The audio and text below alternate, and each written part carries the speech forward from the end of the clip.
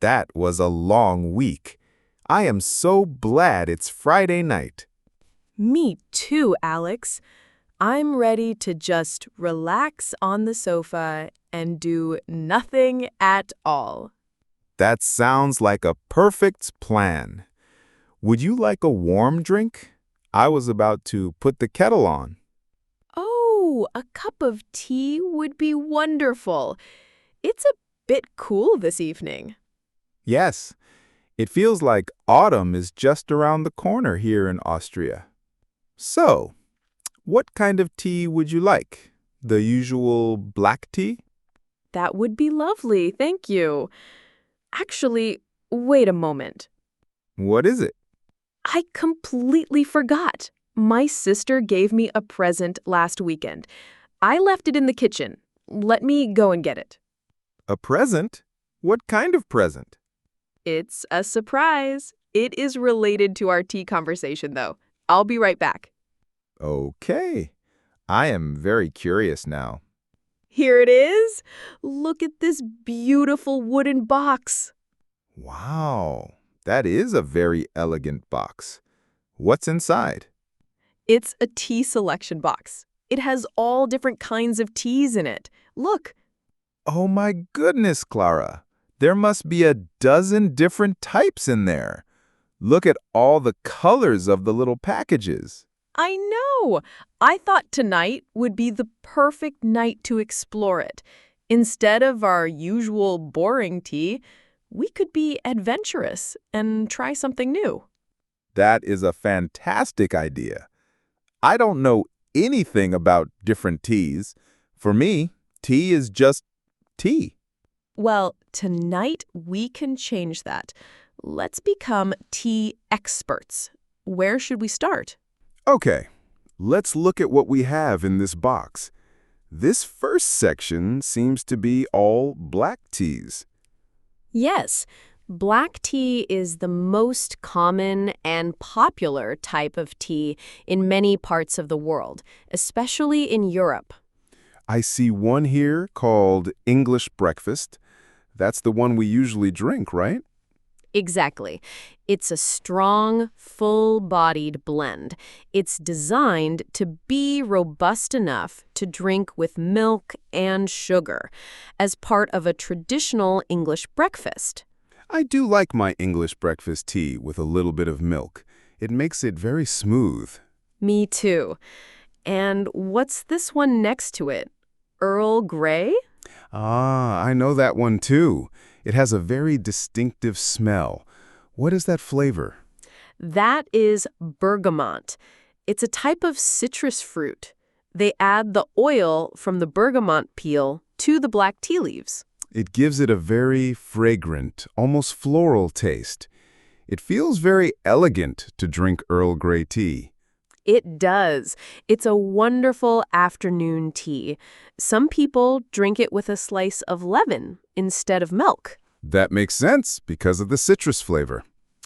Black teas in general have the highest amount of caffeine of all the teas. So they're good for the morning to help you wake up. Yes, that's why English breakfast is a morning tea. It gives you a good energy boost. This is already so interesting. I am learning things. Okay, what's in the next section? This next section is all green teas. Look at the pretty light green packages. Green tea. I know that's very popular in Asia, and people say it's very healthy. It is very healthy. It's full of antioxidants. It's made from the same plant as black tea, the Camellia sinensis plant. Really? I did not know that. I thought it was a completely different plant. No, it's the same plant. The difference is in how they process the leaves. For black tea, the leaves are oxidized, which turns them dark and gives them a strong flavor. And for green tea? For green tea, they heat the leaves very quickly after picking them to prevent oxidation. So the leaves stay green and have a much lighter, more delicate flavor. What does green tea taste like? I don't think I've ever had it. It can have many different flavors. Some are a bit grassy or vegetal, like fresh greens. Some are a little bit nutty or sweet. I see a few different kinds here. This one is called jasmine green tea. Oh, that is a beautiful one. It's green tea that has been scented with jasmine blossoms. It has a wonderful, sweet floral aroma. That sounds lovely. And this one is Moroccan mint. That's a blend of green tea and mint leaves, usually spearmint. It's very refreshing. It's very popular in North Africa, and they often drink it with a lot of sugar. Very interesting. One very important thing about green tea is how you make it. What do you mean? You just add hot water, right? Yes, but the water should not be boiling. If the water is too hot, it can burn the delicate leaves and make the tea taste bitter. I never knew that.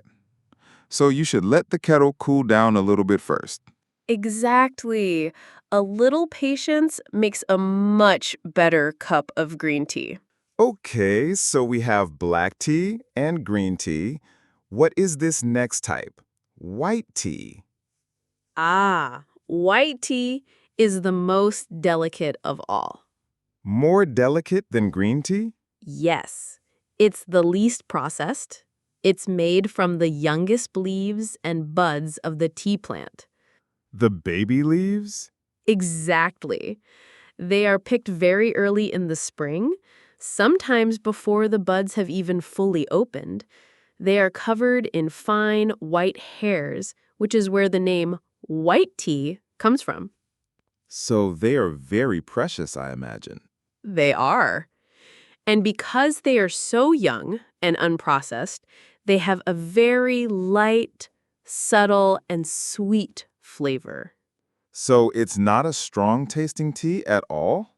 No, not at all. It's very elegant. The flavor can be a little bit floral, a little bit fruity. It's a tea you have to drink slowly to really appreciate the delicate taste. It sounds like a very special occasion tea. It can be. It also has very little caffeine, much less than green or black tea. So it's a good tea to drink in the evening if you don't want to be kept awake. And do you prepare it the same way as green tea, with water that is not boiling? Yes, exactly the same. Even more care is needed. The water temperature should be quite low to protect the delicate flavor of the leaves. It sounds very refined. I am very curious to try this one. It is a very special experience. It's not an everyday tea for me, but it's wonderful as a treat. Okay, there is one more section here that looks like real tea leaves. It's called oolong tea. Oolong, yes, that is a very interesting one. I have never even heard of that before. Is it from the same tea plant, too? Yes, it is. Oolong tea is a traditional Chinese tea. It's very special because it is somewhere between green tea and black tea. What do you mean it's in between? Well, remember how green tea is not oxidized and black tea is fully oxidized? Yes. Oolong tea is partially oxidized. The tea maker can decide how much to oxidize the leaves. It can be lightly oxidized, almost like a green tea, or heavily oxidized, almost like a black tea. So there are many different kinds of oolong tea? Exactly. It's a very wide and complex category. That's what makes it so fascinating.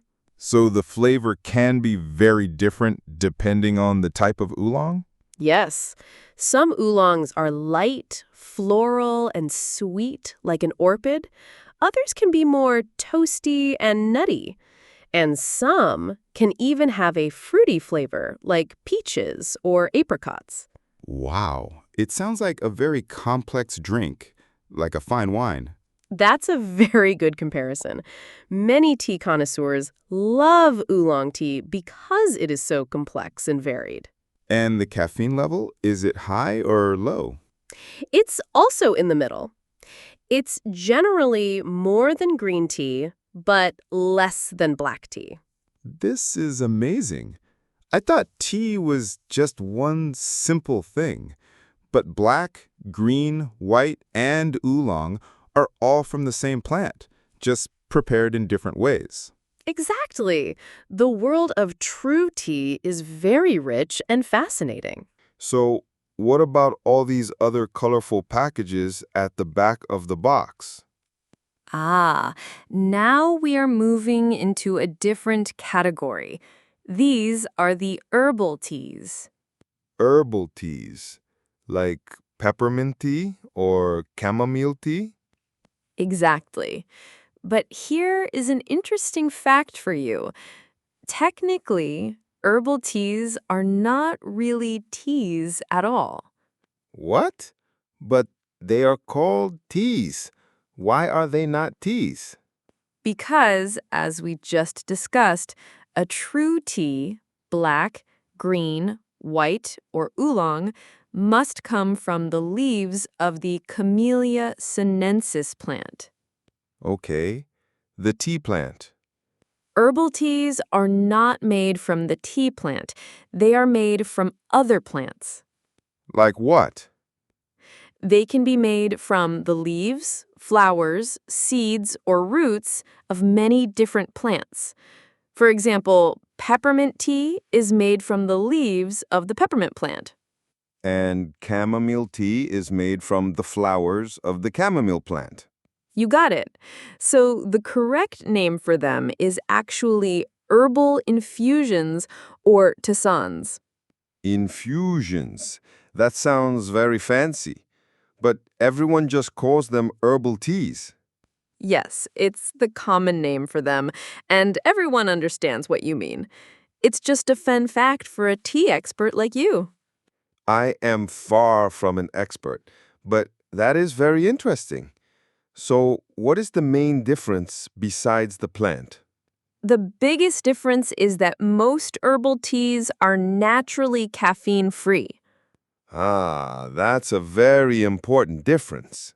Yes, that's why people often drink them in the evening to relax and unwind before bed. They won't keep you awake. That makes perfect sense. They are calming, not stimulating. So let's look at the different herbal teas we have here. I see my favorite one for the evening. Let me guess. Chamomile? Yes, I love a cup of chamomile tea before I go to sleep. It's so relaxing. It is. It has a very gentle apple-like flavor. It's known for its calming properties. It's a wonderful bedtime drink. And what's this one? Peppermint. Ah, peppermint tea is another classic. It has a very strong, fresh, minty flavor. It's very refreshing. What is it good for? It's very good for digestion. Many people drink a cup of peppermint tea after a big meal. It can help to calm your stomach. I should remember that for the next time I eat too much schnitzel. It's a good idea. And it's also great for focus. The minty smell can help to clear your head. Interesting. And here is one called ginger and lemon. Oh, that is one of my favorites, especially in the winter. Why in the winter? Because ginger is very warming. It has a spicy, zesty flavor. It's a great tea to drink if you are feeling cold or if you feel like you are getting a cold. So it's good for your immune system. Yes, both ginger and lemon are full of good things. It's a very comforting and healthy drink when you are feeling a bit under the weather. The lemon gives it a nice sour kick. So we have a tea for sleeping, a tea for your stomach, and a tea for a cold. It's like a little tea pharmacy. It is. Herbal teas have been used as natural remedies for centuries. What about this last section? The packages are so bright and colorful. These are the fruit teas. They are also a type of herbal infusion. So they are also caffeine-free. Yes, most of them are. They are made from a blend of dried fruits and sometimes flowers and herbs. I see one here called Wild Berry. It has pictures of strawberries and raspberries on the box. A berry tea will be very sweet and a little bit tart. The color of the tea in the cup is usually a beautiful deep red or pink. They sound like a very cheerful type of tea. They are. Children often love fruit teas because they're so sweet and flavorful. It's a nice healthy alternative to sugary drinks. That's a good point. You get a lot of flavor, but without any sugar. Exactly. They are naturally sweet from the dried fruit. What other flavors do we have? There is one called Peach and Ginger. That sounds like an interesting combination. Sweet and spicy. That would be very nice. The sweetness of the peach and the warmth of the ginger. And here is an orange and cinnamon one. That sounds like Christmas in a cup. It does. That would be a perfect tea to drink on a cold December evening. Very festive. Fruit teas also seem like they would be very nice when they are cold. You are absolutely right. You can brew a big pot of fruit tea, let it cool down, and then put it in the fridge. And you have homemade iced tea. Exactly. It's so refreshing in the summer. Much healthier and tastier than the iced tea you buy in a bottle. What a great idea. I am definitely going to try that next summer. Well, Alex, we have now explored the entire world of tea that is in this box. We have, from the strong black teas to the delicate white teas and all the caffeine-free herbal and fruit teas. I feel like a tea expert now. So we have come back to our original question. What kind of tea would you like to drink right now? It is a much more difficult question now that I know all the options. I know, but think about how you are feeling. It's Friday night, the end of a long week. You want to relax. That is true. So I probably shouldn't have a strong black tea with a lot of caffeine. Probably not. You want to sleep well tonight. In that case, I think I'm going to go back to my original plan, but now I will choose it with more knowledge. And what is that? I am going to have a cup of chamomile tea. I want that calm, relaxing feeling. I think that is a wonderful choice for this evening. A perfect way to unwind. What about you, Clara? What will you choose? I also want to relax, but I am also feeling a little bit elegant tonight. Elegant? Yes, so I think I am going to have a cup of Earl Grey. The black tea with bergamot? But what about the caffeine? This box has a decaffeinated Earl Grey. See? So I can have that elegant, fragrant flavor without the caffeine. It's the best of both worlds. That is a clever choice. I didn't even see that one. So it's decided.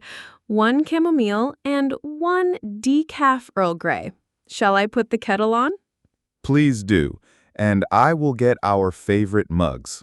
Okay, I have the mugs. The kettle has just boiled. Perfect. Now we need to remember the rules. My Earl Grey is a black tea, so it needs boiling water. Right. And how long should it steep for? How long do we leave the tea bag in the water? For a black tea like Earl Grey, about 3 to 5 minutes is good. If you leave it for too long, it can become a bit bitter. 3 to 5 minutes. I will set a timer on my phone.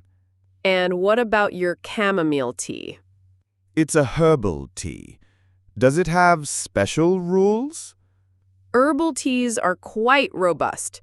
You can use boiling water for them, and you can let them steep for a bit longer, maybe 5 to 7 minutes, to get all the nice flavors out. Okay, so boiling water is fine for both of ours. But I will leave mine in for a little bit longer than yours. That's the plan. Let's pour the water. This has been so much fun, Clara. Thank you for sharing your new tea box with me. You are so welcome, Alex. It's more fun to explore it together. I feel like I have a whole new appreciation for tea. It's not just a boring, simple drink. It's a whole world of flavors and history and science. It really is. There is a tea for every mood and every time of day. There is a tea to wake you up, a tea to calm you down, a tea to make you feel warm, a tea to refresh you.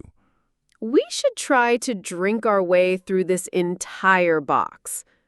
That is a challenge I am happy to accept. We can try a new type every evening next week. It's a date, our own little tea tasting club. I love it. I think the timer is about to go off for your tea. Wonderful. I am so ready for my elegant, relaxing cup of Earl Grey.